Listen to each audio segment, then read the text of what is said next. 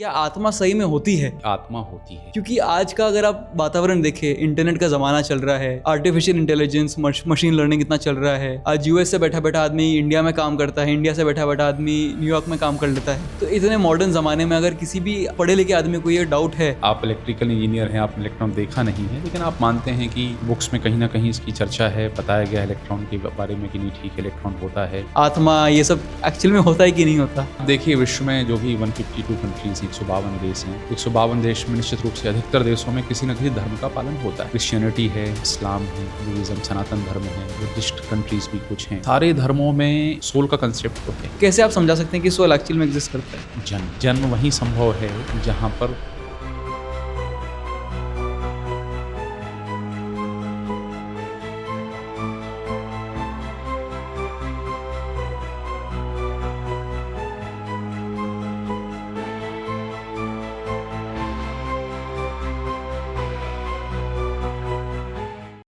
हरे Krishna TV के सभी दर्शकों का हार्दिक स्वागत है। हम लोग धर्म पथ के दूसरे एपिसोड में हैं आज, एंड हमारे साथ बैठे हैं श्रीमान धीरशांत प्रभु जी। जिस तरीके से धीरशांत प्रभु जी ने लास्ट टाइम समझाया था हमें कि स्पिरिचुअलिटी है क्या स्पिरिचुअलिटी सही में होता है, उसको किस तरीके से हम लोग एक्सपीरियंस कर सकते हैं, एंड उस पर प्रभु जी ने हमको बहुत इंपॉर्टेंट पॉइंट बताया था कि मेन पॉइंट ऑफ स्पिरिचुअलिटी है, पहले हमको जानना चाहिए हमारा भगवान के साथ संबंध क्या है, हम लोग का रास्ता कैसे बैठेगा उनके साथ, और अगर हम लोग भगवान को पा ले तो उस डेस्टिनेशन में क्या आता है। तो प्रभु जी ने बहुत सिंपल टर्म्स हमको समझाया था। तो प्रभु जी, आपका हार्दिक स्वागत है। तो प्रभु जी, इस बार का मेरा ये क्वेश्चन है कि क्या आत्मा सही में होती है? क्योंकि आज का अगर आप वातावरण देखें, इंटरनेट का ज़माना चल रहा है, आर्टिफिशियल इंटेलिजेंस, मशीन लर्निंग इतना चल रहा है। आज यूएस से बैठा बैठा आदमी इंडिया में काम करता है, इंडिया से बैठा बैठा आदमी न्यूयॉर्क में काम कर लेता है। तो इतने मॉडर्न ज़माने में अगर किसी भी आदमी, पढ़े लिखे आदमी को ये डाउट है, तो मैं तो मानता हूँ प्रभु बहुत ही जेन्युइन डाउट है कि इतना कोई कथाकथित आत्मा ये सब एक्चुअल में होता है कि नहीं होता। क्योंकि हर स्पिरिचुअलिटी में इसके बारे में बात किया गया है, तो मेरे को वही जानना था। बिल्कुल सब जगह जिससे कहते हैं कि ABC of Bhagavad Gita is that you are not this body but you are soul. तो ये ABC मतलब बेसिक लर्निंग हम इसको मानते हैं।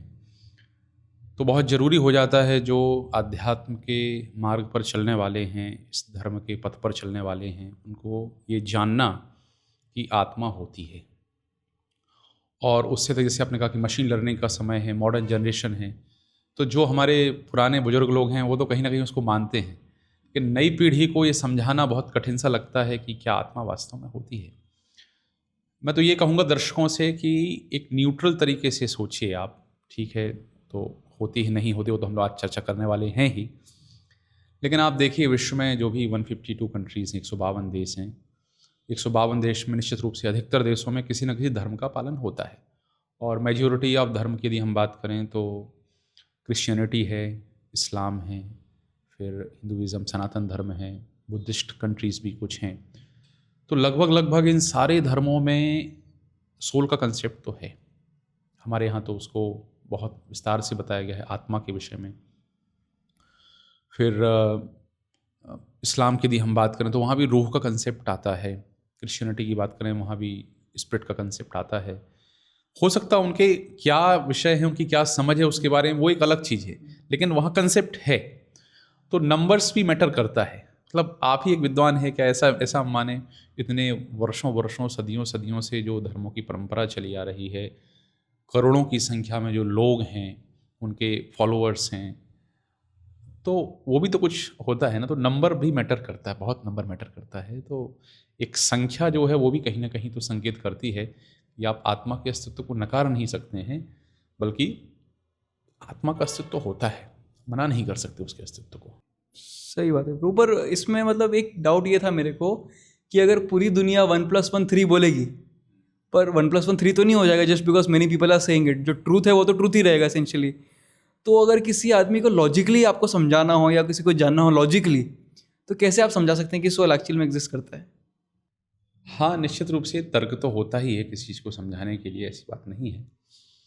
एक्चुअली ऐसे कहा गया है कि 6 काइंड ऑफ चेंजेस 6 प्रकार के परिवर्तन देखने को मिलते हैं, और जहाँ पर आत्मा होती है वहाँ पर ये 6 प्रकार के परिवर्तन होते हैं। फॉर एग्ज़ाम्पल जैसे आप देखेंगे पहली चीज़ है जन्म। तो जन्म वहीं संभव है जहाँ पर आत्मा है। हम सबका जन्म हुआ है, पशु पक्षियों का जन्म होता है, एक प्रोसेस होती है, बच्चा माता के गर्भ से बाहर निकलता है, एक जन्म की पद्धति है। तो जन्म वहीं होता है जहाँ आत्मा की उपस्थिति है। दूसरा बहुत महत्वपूर्ण जो एक तथ्य है वो है ग्रोथ, वृद्धि। जहाँ आत्मा उपस्थित है वहीं पर वृद्धि होगी। आज हमारे देखिए ये आपके यहाँ पर स्टूडियो में पौधे हैं, तो ये ग्रोथ है इनके अंदर। ये जब भी आप लेकर के आए होंगे, मुझे लगता है निश्चित रूप से तब से साइज में थोड़ा बढ़ गए, आपको उसकी कटाई छटाई करनी पड़ेगी।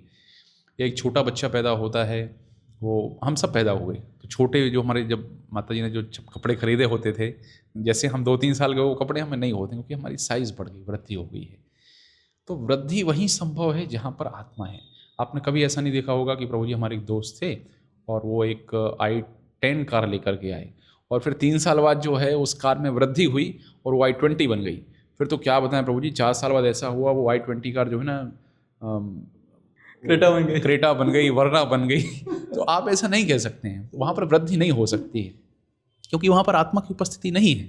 तो एक बहुत स्वाभाविक सी बात है कि आत्मा है तो वहाँ पर वृद्धि होगी। ये एक बड़ा बड़ा प्रमाण है। और हम जब कहते हैं कि पौधों के अंदर आत्मा है, पशुओं के अंदर आत्मा है, मनुष्य जो है वो आत्मा वहाँ पर है, जहाँ जहाँ आत्मा वहाँ आपको ये ग्रोथ फैक्टर दिखाई देगा और आप उसको नकार नहीं सकते हैं आप उसको। दूसरा आप देखिए, उसको बोलते हैं बाई प्रोडक्शन, मतलब संतान उत्पत्ति कह सकते हैं आप उसको, बच्चे संतान पैदा करना। वो भी कहाँ दिखाई देता है? जहाँ आत्मा की उपस्थिति है। पौधों के अंदर दिखाई देता है, पशुओं के अंदर दिखाई देता है, मनुष्यों में दिखाई देता है, लेकिन आपको वस्तुओं में नहीं दिखाई देगा। ऐसे कभी नहीं हुआ कि एक i10 और एक i20 कार ने एक एलेंट्रा कार बना दी। ऐसे कभी आप देखेंगे नहीं। एक iPhone 12 था, एक iPhone 13 था और दोनों को ब्रीडिंग किया और iPhone 15 बन गया, iPhone 16 बन गया। मतलब यू कैन नॉट इमेजिन, आप ये संभव ही नहीं है। एक हमारी पत्नी का 2 BHK फ्लैट था और मेरे पास एक 2 BHK फ्लैट था, तो हम दोनों को संभव हमने उनका इंटरकोर्स कराया और फिर 4 BHK फ्लैट हमारे पास आ गया, क्योंकि वहाँ पर आत्मा की उपस्थिति नहीं है। तो ये जो बाई प्रोडक्ट जिसको हम कहते हैं वो वहीं संभव है जहाँ पर आत्मा की उपस्थिति है, वहीं पर ये बाई प्रोडक्ट संतान उत्पत्ति की वृद्धि हो सकती है। तो ये 3 परिवर्तन होते हैं। उसके बाद एक मेंटेनेंस फेज आती है। जैसे हमारा शरीर होता है, तो शरीर, हम पहले छोटे बच्चे थे, फिर ग्रोथ हुई, उसमें बाई प्रोडक्ट्स आए और फिर एक 30 साल से लेके एक 40-45 साल तक मेंटेनेंस फेज होती है। 50 साल तक के बाद मेंटेनेंस फेज होती है, जिसमें हम लोग बहुत सारी चीज़ें करते हैं, काफ़ी सारे प्रोडक्टिव काम करते हैं। तो एक वो मेंटेनेंस जो है वो भी वहीं है जहाँ आत्मा की उपस्थिति है। जैसे आप देखेंगे कि आप जैसे आज ये टेबल हमारे पास है, ये लगभग आशा है कि इसमें मेंटेनेंस की बहुत आवश्यकता नहीं है। इसमें ऐसे नहीं कि भाई जैसे हमारा जीवन 100 साल का है, 70 साल 80 साल का है, तो एक इसमें 20 ईयर्स मेंटेनेंस फेज जा रही है। अभी 30 साल बाद भी कई लोग मुझे दिखाते हैं, प्रभु जी ये दरवाजे हमारे जो है ना, ये 100 साल पुराने दरवाजे हैं। तो 100 ईयर्स कोई एज नहीं है। हम लोग जाते हैं महल देखने, कई बार जाते हैं, बोलते हैं ये महल जो 400 साल पुराना महल है, तो वो 400 साल पुराना है और हो सकता है वो और 500 साल और रह जाए, कुछ कह नहीं सकते। तो वो मेंटेनेंस फेज जो है आत्मा उपस्थिति में, ये मेंटेनेंस फेज बॉडी की जो है एनिमल्स, प्लांट्स में वो दिखाई देती है। चौथी जो स्टेज होती है ड्विंडलिंग की स्टेज होती है। 5वीं जो स्टेज ड्विंडलिंग की स्टेज, मतलब धीरे धीरे चीज़ें कम होती जाती हैं, नष्ट होती जाती हैं, उनमें कमी आती जाती है। और फिर 6th जो स्टेज होती है, 6वीं होती है डेथ, मृत्यु हो जाती है। तो व्यक्ति का जन्म होता है, वृद्धि होती है, संतान उत्पत्ति बाई प्रोडक्ट्स होते हैं, मेंटेनेंस होता है, ड्विंडलिंग मतलब क्षय होता है और फिर डेथ। ये 6 चीज़ें आप देखेंगे ये वहीं संभव है कंप्लीटली। अब इसमें क्या होगा, हो सकता कहीं आपको बर्थ दिखे लेकिन आपको ग्रोथ ना दिखे, या ग्रोथ कहीं दिख रही है लेकिन बाई प्रोडक्शन नहीं दिख रहा है, बाई प्रोडक्शन दिख रहा है लेकिन वो मेंटेन नहीं कर सकते ना आपको। तो 6 के 6 फैक्टर जो हैं ये आप ऑब्जर्व कर लीजिए अपने आसपास, ये आपको वहीं मिलेंगे जहाँ पर आत्मा की उपस्थिति है। तो you can not deny the existence of God and existence of soul. आप नकार ही नहीं सकते आत्मा की उपस्थिति। सही बात है प्रभु। मतलब मैं भी अभी सोच रहा था आपका एग्जाम्पल से, तो ये तो है कि जैसे अगर समझ लीजिए एक क्रेटा गाड़ी है, उसका बर्थ हुआ क्योंकि फैक्ट्री में वो बना, उसके अलावा उसका मेंटेनेंस वगैरह मांगता रहता है, ऑयल पानी चेंज करना चाहिए उसका, होता है वो, राइट। ड्विंडलिंग भी होता है कि भाई अब 2 लाख किलोमीटर चल गई है, अब यार उसमें वो जान रहा नहीं है, एंड लास्ट में 2 लाख किलोमीटर 3 लाख किलोमीटर के बाद वो स्क्रैप करना पड़ता है गाड़ी को, तो वो सब है। बट ये बात सही है कि ऑब्वियसली उसके से ग्रोथ नहीं होता कि भाई गाड़ी लाए थे वो बड़ी हो गई या फिर उसका 2 गाड़ी से 4 और गाड़ी बन गए, तो दैट्स नॉट पॉसिबल। दैट्स ठीक है, वो समझ में आया। बट वो मतलब किसी ने उसको देखा नहीं है सोल को, ना आपने ना मैंने, किसी ने देखा नहीं है, तो बिना देखे आप कैसे मान सकते हैं इसको? हाँ, देखा तो हम लोगों ने बहुत कुछ नहीं है। जैसे आप बता रहे थे आप इलेक्ट्रिकल इंजीनियर हैं, तो निश्चित रूप से आपने बीटेक किया है, 4 साल पढ़ाई करी, और इलेक्ट्रिकल इंजीनियर मतलब इलेक्ट्रिसिटी तो सारी इलेक्ट्रॉन के ऊपर ही चलती है। तो 4 साल आपने पढ़ाई करी, 11th-12th भी आपने साइंस पढ़ाई की होगी, तो आपने इलेक्ट्रॉन देखा क्या क्या? नहीं, नहीं देखा। 6 साल हो गए, मतलब ठीक है 6 साल पढ़ाई किया पर नहीं देखा। तो फिर आप कैसे मानते हैं कि वो इलेक्ट्रॉन है? तो प्रभु इसमें मतलब ये है कि इलेक्ट्रॉन भले ही मैंने देखा नहीं है, बट इसमें 2-4 पॉइंट्स है। जिससे अगर आप देखिए कि इतने सारे हजारों साइंटिस्ट हैं, इतने हंड्रेड्स ऑफ ईयर्स या इतने सालों से उन लोग उसका रिसर्च कर रहे हैं, एक्सपेरिमेंट्स कर रहे हैं, तो उसकी वजह से पता है अपने को। एनसीईआरटी टेक्स्ट बुक्स वगैरह, इंटरनेशनल फॉरेन ऑथर्स की बुक्स में वो सब में लिखा हुआ है। So it is a well established fact. ठीक है, मैं ये मान लेता हूँ कि मैंने खुद से उसका एक्सपेरिमेंट नहीं किया है, बट इतने इतने बड़े बड़े लोग, इतने MIT, हार्वर्ड, स्टैनफोर्ड वगैरह इतने यूनिवर्सिटीज़ हैं, अपने IIT सारे हैं, तो वो थोड़ी प्रूव से गलत थोड़ी है मतलब, तो उसकी बेसिस पे ठीक है, मतलब यू कैन अग्री। बस वैसे ही जैसे आप इलेक्ट्रिकल इंजीनियर हैं, आपने इलेक्ट्रॉन देखा नहीं है, लेकिन आप मानते हैं कि बुक्स जो हैं, बुक्स में कहीं ना कहीं इसकी चर्चा है, बताया गया है इलेक्ट्रॉन के बारे में कि नहीं ठीक है इलेक्ट्रॉन होता है, हमने नहीं देखा है। तो ऐसे ही जब आप फिजिक्स पढ़ते हैं, केमिस्ट्री पढ़ते हैं, तो उसकी बुक्स को आप रेफरेंस मानते हैं। ऐसे हम एंटी मैटर की बात करें, स्पिरिट की बात करें, आत्मा की बात करें, तो उसकी भी किताबें हैं, उनको आध्यात्मिक ग्रंथ कहते हैं। फिर आपने कहा कि साइंटिस्ट हैं, इतने इतने वर्षों से स्टडीज़ कर रहे हैं, रिसर्च कर रहे हैं, खोज में लगे हुए हैं, उनकी बात तो माननी पड़ेगी। तो ऐसे ही जैसे मटेरियल साइंटिस्ट हैं, ऐसे स्पिरिचुअल साइंटिस्ट हैं बहुत सारे, जिनको हम संत पुरुष कहते हैं, योगी होते हैं, सिद्धियाँ उनके पास होती हैं। तो इस प्रकार के लोग हैं।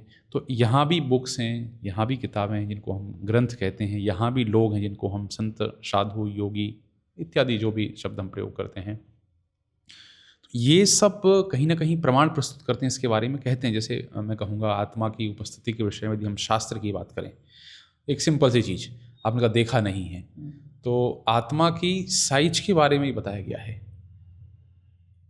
कि केशाग्र शतभागस्य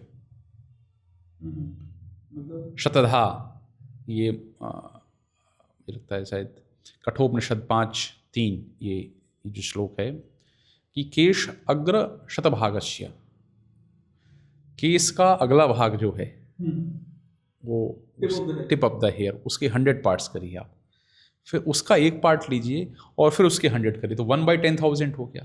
तो ये आत्मा का आकार है। फिर बेसिकली आप जैसे जानते हैं, इलेक्ट्रॉन की ही हम बात कर लें, तो आपको पता है कि यदि इलेक्ट्रिसिटी फ्लो हो रही, मतलब बेसिकली इलेक्ट्रॉन का फ्लो हो रहा है, या ये आज लाइट जल रही है जो भी, तो ये इलेक्ट्रॉन का फ्लो, आपके स्टूडियो में जो लाइट जल रही है इलेक्ट्रॉन का फ्लो हो रहा है। तो आप देख नहीं पा रहे हैं, लेकिन समहाउ आपको पता है कि नहीं यहाँ पर इलेक्ट्रॉन है। तो ऐसे ही मतलब कैरेक्टरिस्टिक, जैसे मैं एक फार्मेसी का स्टूडेंट रहा हूँ, तो कोई मेडिसिन होती थी तो हम कैसे पता करते थे, ऐसे एक विषय होता था फार्माकोग्नोसी, तो पता होता था कि भाई ये इसमें ऐसे है, ऐसे ऐसे ये क्वालिटीज़ हैं, ये स्टैंडर्ड्स हैं, वो स्टैंडर्ड्स मिल रहे हैं, वो क्वालिटीज़ मिल रही हैं, तो ये सो क्वालिटीज़ जो होती हैं, गुण जो उसका पता करते हैं हम। जैसे आत्मा के बारे में लिखा है, नैनम छिंदन्ति शस्त्राणि, नैनम दहति पावकः, न चैनम क्लेदयन्त्यापो, न शोष्यति मारुतः, वासांसि जीर्णानि यथा विहाय नवानि गृहाति नरोपराणि, तथा शरीराणि विहाय जीर्णानि अन्यानि संयाति नवानि देहि, न जायते म्रियते वा कदाचिन्, नायं भूत्वा भविता वा न भूय, अजो नित्यं शाश्वतोऽयं पुराणो न हन्यते हन्यमाने शरीरे। तो विस्तार से वर्णन है इसका शास्त्रों में। तो ऐसा नहीं कोई फॉरेन एलिमेंट है आत्मा। आत्मा का वर्णन उसके आकार का वर्णन है, उसका सच्चिदानंदमय स्वभाव है, वो क्वालिटीज़ कैसी हैं कि शस्त्र से उसको काट नहीं सकते हैं, वायु से उसको सुखा नहीं सकते हैं, जल से भिगो नहीं सकते हैं, आग में जला नहीं सकते हैं, कोई ऐसा कोई लिक्विड नहीं बना जो आत्मा को घोल दे, कोई किसी विंड के अंदर ही ऐसी पावर नहीं कि आत्मा को उड़ा ले जाए। तो उसके कैरेक्टरिस्टिक्स, उसकी क्वालिटीज़ बताई गई हैं। तो ऐसा नहीं कोई ये मतलब परिकल्पना वाली बातें हैं। तो जैसे आपने इलेक्ट्रॉन के बारे में जाना कि भाई हमारे साइंटिस्ट ने बताया, हमारी किताबों ने बताया, हमारे कॉलेज ने बताया, तो ऐसे ही इसी तरीके से समझिए उसको कि धर्म ग्रंथों ने बताया, आचार्यों ने बताया, और फिर उसको एक्सपीरियंस भी किया गया है। ऐसा नहीं एक्सपीरियंस नहीं, एक्सपीरियंस भी उसको किया गया है। तो इसलिए आत्मा के अस्तित्व को नकार तो नहीं सकते हैं, नहीं नकारा जा वो सकता। एक्सपीरियंस तो ठीक है, बट जैसे मैं आपको बता रहा हूँ, अगर आप इलेक्ट्रॉन का, जैसे आपने मेरे को बताया, इलेक्ट्रॉन में भाई दिखता है कि भाई चलिए अगर इलेक्ट्रॉन मूव नहीं कर रहा तो लाइट नहीं चलेगा, ये लैपटॉप पड़ा है वो नहीं चलेगा, ये कैमरास टीवीज जिस पे लोग देख रहे हैं वो नहीं चलेगा।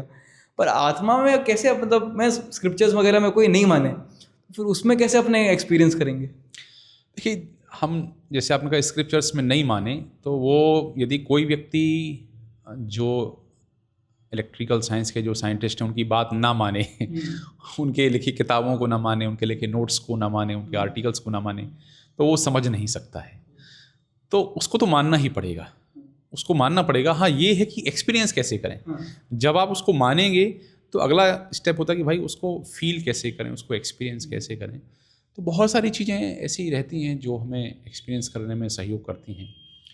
जैसे कि उदाहरण के तौर पर एक कॉमन सेंस की बात मैं ले लेता हूँ। कॉमन सेंस, जैसे हम इलेक्ट्रॉन का कॉमन सेंस मानते हैं कि लाइट जल रही मतलब भाई इलेक्ट्रॉन है, हम कॉमन सेंस, स्विच बंद कर दिया तो लाइट बंद हो गई, तो फ्लो नहीं हो रहा इलेक्ट्रॉन का। ऐसे आप देखिए कि एक हमारे जो बोलचाल की भाषा में हम कहते हैं कि चाचा जी चले गए, किसी की मृत्यु होने पर दादाजी चले गए, प्रधानमंत्री जी अभी नहीं रहे। लेकिन प्रैक्टिकली आप देखेंगे जो व्यक्ति वहीं खड़ा है, शरीर उनका वहीं पर है, वहीं शरीर है, फिर भी हम कह रहे हैं कि भाई वो चले गए। तो क्या चला गया? उसमें कोई रॉकेट साइंस नहीं, सामान्य कोई व्यक्ति बिना वाद विवाद के इस बात को यदि बोले कि बोलचाल की हमारी जो भाषा है, तो एक कॉमन सेंस कहता है कि नहीं ये तो क्या चला गया। तो कोई लोग कहते हैं नहीं कुछ नहीं गया, केमिकल चला गया है। तो भाई केमिकल चला गया है यदि, तो जैसे हमारे पोटेशियम है, कैल्शियम है, मैग्नीशियम है। वैसे तो साइंटिस्ट कहते हैं कि हमारे शरीर में जो सारे जो एलिमेंट्स होते हैं उन सब की कीमत लगभग 110 रुपये होती है। सारे एलिमेंट्स को यदि मिला दें मार्केट में, उसकी वैल्यू 110 रुपये आएगी, जो भी है। लेकिन हम समझते हैं कि केमिकल्स कुछ कम हो गए हैं, कुछ जो इलेक्ट्रोलाइटिक रिएक्शंस हमारे बॉडी में होती हैं वो कम हो गई हैं, कुछ अंतःक्रियाएँ कम हो गई हैं, तो हम उसको डाल दें, उनको हम फिर से प्रवेश करवा दें, केमिकल्स हम रसायन फिर से डाल दें, फिर वो व्यक्ति तो जीवित नहीं हो सकता है ना। तो कॉमन सेंस बताता है कि नहीं, वो चलेगा, अर्थात आत्मा ने शरीर को छोड़ दिया है।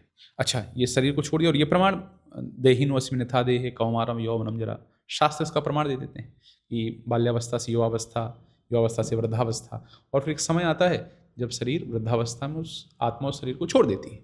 तो common sense which is very uncommon now अडेज। अब तो चूँकि अभी हमारी चर्चा से चल रही है, अदरवाइज बहुत सारी स्टोरीज के ऊपर हैं। दूसरी चीज़ आती है कि जैसे हम साइंटिफिक कम्युनिटी की ही बात करें तो हो सकता है यूनिवर्सली एक्सेप्टेड नहीं है, लेकिन साइंटिफिक कम्युनिटीज़ में भी ऐसे बहुत सारे साइंटिस्ट हैं, बहुत सारी रिसर्च हैं। जहाँ तक मुझे पता है कि 200 से अधिक बुक्स हैं जो ये आत्मा के एग्जिस्टेंस, रीबर्थ के ऊपर, रीइंकार्नेशन पर लिखी जा चुकी हैं।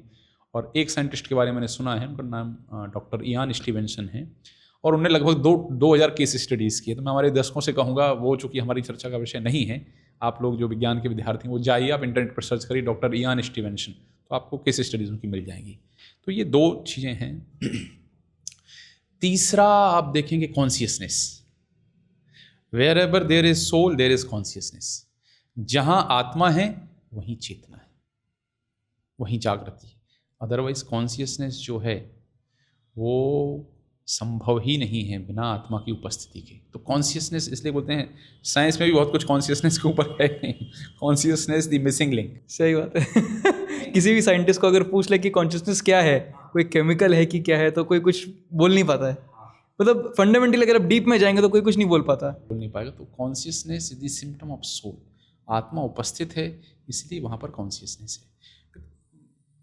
तो और चौथी मैं एक बड़ी महत्वपूर्ण चीज़ कहूँगा कि उसको मैं कहूँगा फीलिंग, थिंकिंग, फीलिंग, विलिंग। ये जो हमारे नेचर होते हैं, हम फील करते हैं किसी चीज़ को। फॉर एग्जांपल नई नई शादी हुई और कपल जो है कभी जाता है, मान लो कश्मीर घूमने जाते हैं, तो घूमने गए और उन्होंने फ़ोटोग्राफ्स वहाँ पे लिए, कैमरे से फ़ोटोग्राफ्स लिए, ठीक है ना। अब कैमरे से फ़ोटोग्राफ्स लिए और फिर एक विवाह के 30 साल बाद फिर से वो कश्मीर जाते हैं, मान लो वही कैमरा उनके पास है, उसी कैमरे से फ़ोटोग्राफ लेंगे, लेकिन कैमरे को कोई फीलिंग नहीं आएगी वहाँ पे, उसको कोई फील नहीं होगा।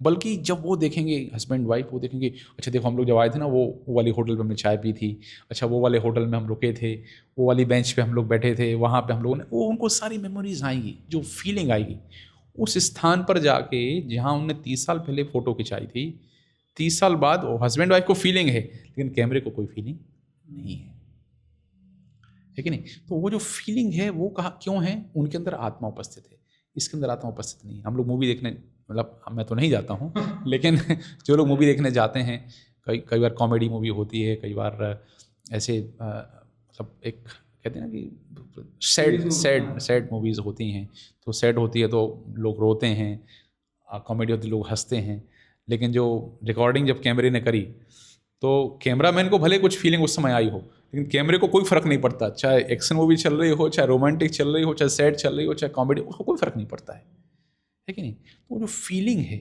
वो फीलिंग संभव है ही नहीं बिना आत्मा की उपस्थिति के। और मुझे लगता है कि हमारे जितने दर्शक हैं, दर्शकों के भी जितने मित्र हैं, सब हैं, वो इस चीज़ को नकार नहीं सकते हैं। ये फीलिंग जो है, सो थिंकिंग, फीलिंग, विलिंग, जो विल पावर जो आती है, ये सब इसका जो रूट कॉज है वो है द प्रेजेंस ऑफ सोल। तो like no way you have to accept about the existence of soul, उसको नकार नहीं सकते। सही बात है प्रभु, आपने मतलब इलेक्ट्रिकल इंजीनियर को उसी के भाषा में समझा दिया। तो मेरे को आपको काफ़ी प्रैक्टिकल लगा ये चीज़ कि ठीक है चलिए, मतलब सबसे ज़्यादा मेरे को प्रैक्टिकल आपका ये लगा ये सब में कि वो दादाजी तो वहीं पे हैं, वही दिमाग है, वही हार्ट है, वही पैनक्रिया है। 2 मिनट के अंदर क्या चेंज हो गया कि भाई वो दादू है ही नहीं, मतलब दादाजी है ही नहीं, भले कोई केमिकल डालो कुछ डालो फिर भी तो मतलब ठीक है, मतलब प्रैक्टिकल तो शायद लगा मेरे को। बट ये सब तो ठीक है, बट वो ये सब मान के फ़ायदा क्या है दुनिया को? अगर मैं चलिए एक बार के लिए मान भी लिया कि है, चलिए होगा आत्मा, मेरे को नहीं देखा है, नहीं समझा है, पर प्रैक्टिकल बेसिस पे कंक्लूसिवली मैंने सोच लिया भी है, तो दुनिया को इससे क्या फ़ायदा होगा कि अगर मैंने मान लिया आत्मा का? देखिए बहुत बड़ी बड़ी समस्याओं का समाधान हमारे चीज़ से हो जाएगा। आज माता पिता ये समस्या को बड़ा महसूस करते हैं। एक ही बच्चा था, कुछ ऐसा पढ़ाई का प्रेशर आया, कोटा गया पढ़ने के लिए, IIT में पढ़ने के लिए गए, या करियर में कुछ सक्सेसफुल नहीं हुआ, सुसाइड कर लेते हैं बच्चे। 12वीं की परीक्षा में फेल हो गए, सुसाइड कर लेते हैं बच्चे। यदि व्यक्ति सिर्फ ये आत्मा के ज्ञान को जान ले कि I am not this body but I am soul, मैं अमर हूँ, मैं आत्मा हूँ, आत्मा मरती नहीं है, तो क्या होगा? वो जो नंबर कमाने से, करियर में अनसक्सेसफुल होने से जो डिप्रेशन है ना, उसको वो मरेगा ही नहीं, सुसाइड करेगा ही नहीं। वो उसको पता है कि ये सब करने की आवश्यकता ही नहीं है, क्योंकि हम इस बॉडी के बियॉन्ड हैं। क्योंकि उसने सब हर चीज़ बॉडी से जोड़ करके रखी है ना, इसलिए सारी समस्या हो रही है। तो ये आत्मा का ज्ञान आपको बॉडी के बियॉन्ड लेके जाता है। और ऐसी चलो एक समस्या सुसाइड के बारे में मैंने बताया। दूसरा डिस्क्रिमिनेशन। आज आप कहीं भी देख लो, यदि हिंदुस्तान की बात करें तो जाति के आधार पर डिस्क्रिमिनेशन है, अमेरिका की बात करें तो काले गोरे का डिस्क्रिमिनेशन है। ये डिस्क्रिमिनेशन कभी ख़त्म नहीं होता है। उसका मूल कारण क्या है? आत्मा का ज्ञान ना होना। अदरवाइज आप देखिए डिस्क्रिमिनेशन सब जगह है। कुछ नहीं होगा तो ये 1000 करोड़ वाले, ये 2000 करोड़ वाले, ये 3000 करोड़ वाले, ये 500 करोड़ वाले, ये 100 करोड़ वाले, ये 25,000 कमाने वाले, तो वो डिस्क्रिमिनेशन रहता है। लेकिन आत्मा का ज्ञान ये जो हमारे बीच में जो भेदभाव इसको मिटा देता है। और दूसरी बात मैं कहूँगा कि आज सारे विश्व में झगड़ा मचा हुआ है। भारत का अक्सर चलता रहता है भाई चीन से झगड़ा नहीं हो जाए, फिर रूस और यूक्रेन झगड़ रहे हैं, और इधर एशिया में भी यहाँ पे अपना इजराइल फ़लस्तीन वगैरह वो झगड़ा मचा हुआ है। तो बांग्लादेश का माहौल चल रहा था, झगड़ा नहीं हो जाए। तो ये जो चीज़ों को, रिसोर्सेज को लेकर के जो झगड़ा हो रहा है, सब चीज़ें हो रही हैं, यदि हम ये जान जाएं कि भाई रसिया वाला भी अल्टीमेटली उसकी आइडेंटिटी सोल ही है, यूक्रेन वाले की आइडेंटिटी भी सोल ही है, अमेरिकन की आइडेंटिटी सोल ही है, अल्टीमेटली हमारी वो जो आइडेंटिटी है वो सोल है, आत्मा है। तो आज इसके लिए यूनाइटेड नेशंस बना करके रखा कि लोग झगड़े नहीं, इनके बीच में समाधान हो जाए।